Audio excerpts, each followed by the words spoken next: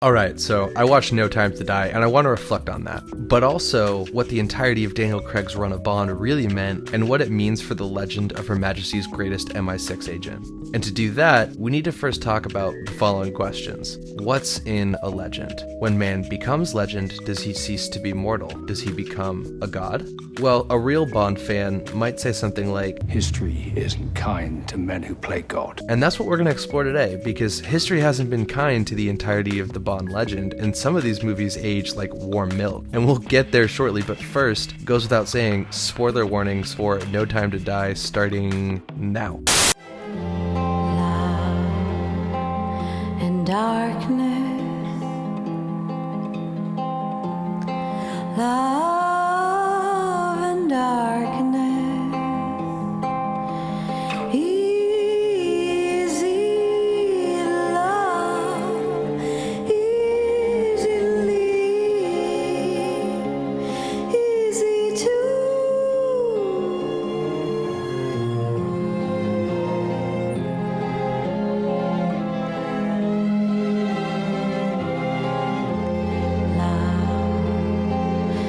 darkness, love and darkness, easy love.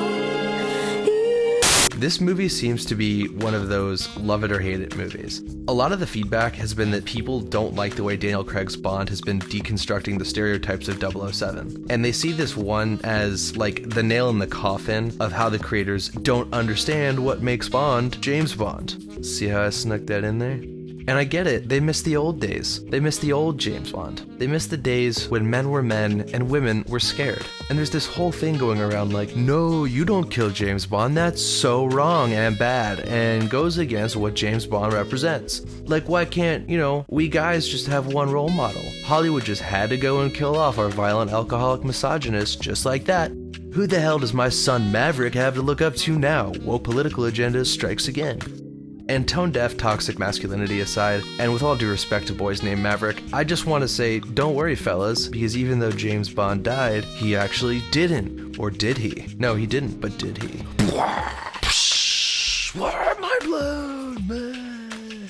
I mean, yeah, he 100% died in this movie. There's no question about that. He gets shot, he gets stabbed, he gets poisoned, and he gets blown up. It's a complete cocktail of every kind of murder. I think I'll call that a Vespa. But if your reading of this film stops at, they killed Bond! You bastard! Then you missed all the little things that this movie does to reassure you that Bond is still very much alive and will return soon, as he always does. You see, this movie is about mythology, time, and legacy. And it's easy to miss layered meaning in these movies, even when it's not subtle, because James Bond delivers a lot of spectacle, and it's always done to such a consistently high caliber that the action deserves every bit of attention on screen.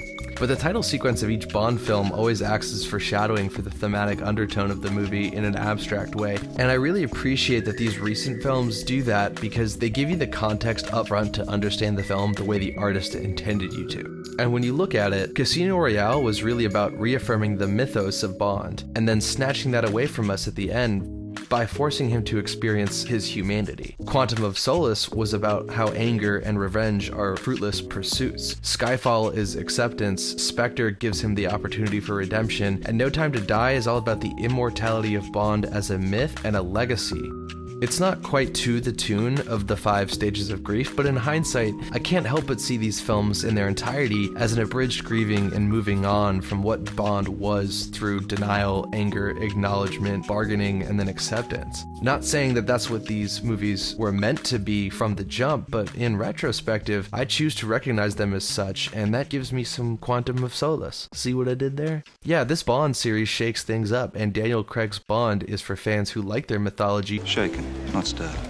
Boom, yup, I did it twice in a row. Time to cash in these social security checks because I'm about to fucking retire.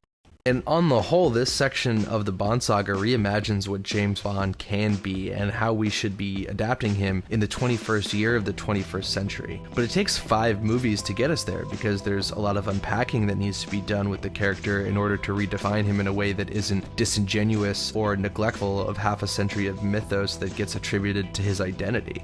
But these newer ones also have the added challenge of giving him some much needed humanization to help him redeem the character in the public eye because time heals. What these movies do is essentially ask, when you strip away the sex and the drinking and the gambling and the cool factor, who is James Bond really? And what does he represent? And there's no other Bond film that does this or even attempts to do this to the degree that Daniel Craig movies do, which is surprising because the man behind the tuxedo is actually a pretty integral part of Ian Fleming's original work, and we've never seen that part of him truly adapted to the screen until recently. And yeah, I know Ian Fleming is a total misogynist, and the source material would not hold up by today's standards at all. It's a hard read. But Ian Fleming at least explored the man behind the tuxedo and the martini. The film On Her Majesty's Secret Service gets talked a lot about being the best Bond film to really analyze the man behind the character, but I think a lot of the people who say that are drinking the same Kool-Aid, because that really doesn't happen much in this movie. I mean, yeah, he certainly gets exposed to a mob boss's daughter, and he marries her and she dies at the end, and Bond is left a broken character whose story gets continually reprised throughout following films. But it's still subject to the same old Bond tropes. If anything, the only other Bond film to try anything close to what Daniel Craig's Bond explores is GoldenEye, the first Pierce Brosnan movie. And even calling that humanizing is a stretch when you compare it to what Craig did with his tenure as Bond. What I'm getting at here is I don't think that these movies did anything to overly humanize James Bond this go around. I think what we're seeing now is James Bond as he is and as a person for the first time in his decades-long run. And that's challenging for many male viewers who grew up on these films because it removes the man from the legend, which is really exactly what No Time to Die is doing. It's the completion of James Bond's arc.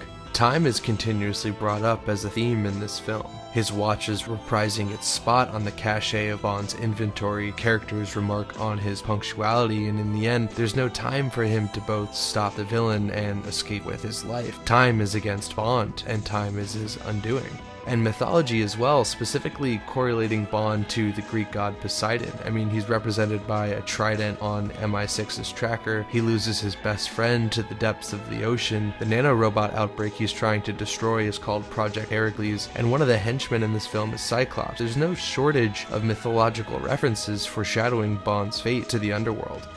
Time comes for even the greatest heroes. James Bond is no god, he's a hero, but heroes become legend and legends become myth. And that's the thing that needed to be unpacked this time, this year, this decade. Safin tells Bond at the end of his archetypal Bond villain monologue that Bond's story dies with his body, but that's not true, because he's left something behind in this world more important than any material object, more important than any story. The most meaningful contribution you can make as a human being, the whole purpose we exist, a child. And not just any random kid, not a son, but a daughter. What does a legacy of misogyny and upholding patriarchy mean and represent when the person carrying on that legacy is a woman? And now we get to the best part of every video, and this is where I talk about why No Time to Die gets the Why It Matters treatment. You see, No Time to Die matters because unlike other films that make overt commentary about feminism or racism or environmentalism as a cultural commentary, James Bond himself is culture worth commenting on. Misogyny is worth commenting on. These movies aren't so much feminist as they are anti-toxic male. They're a reflection of Bond as a cultural icon, what he represents, and the mythology of him. But here we are being shown the fact that myths change over time, and in some cases it's better to let the past die with them. People become heroes who become legends, and every generation we need to revisit tradition to determine which pieces of it are worth preserving and which elements need to change or be killed altogether. This section of James Bond's saga matters because it's only after we've examined and unpacked the icons that form our collective unconscious about masculinity generation after generation that we can lay them to rest. Time comes for all of us. With enough time, heroes become immortalized, but their stories are worth changing and redeeming, because if we don't let the hero achieve new ground, they may die permanently and with irrelevance. Every few years, Bond needs to have a story worth telling and something worth saying. And once we've examined who the character used to be, that's when it's time to let him die. At least for now.